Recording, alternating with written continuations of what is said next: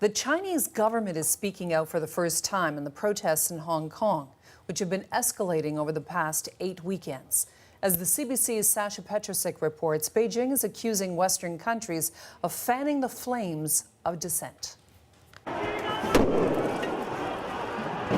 China's message today was tough, but it was measured, clearly calculated not to add fuel to the fire, not to provoke the protesters any more than necessary. But obviously, Beijing is not happy with what's going on, very frustrated, especially with the latest confrontations that we've seen over the past weekend, the running battles, the loads and loads of tear gas, the protesters who seem to also be getting more frustrated and more angry and putting up roadblocks, setting fires, doing some things that are obviously a greater challenge to the police.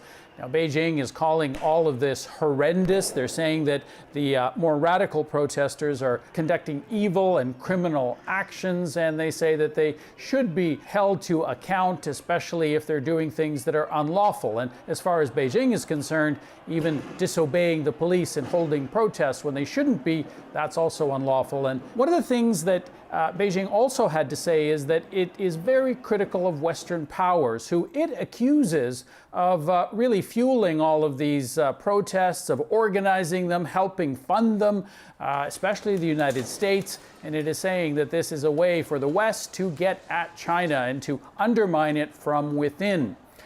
One of the things that it also is clearly signaling, though, is that it is prepared to let the government in Hong Kong and the police there handle this matter, that it is not intending to send in troops. At least that seems to be the intention right now.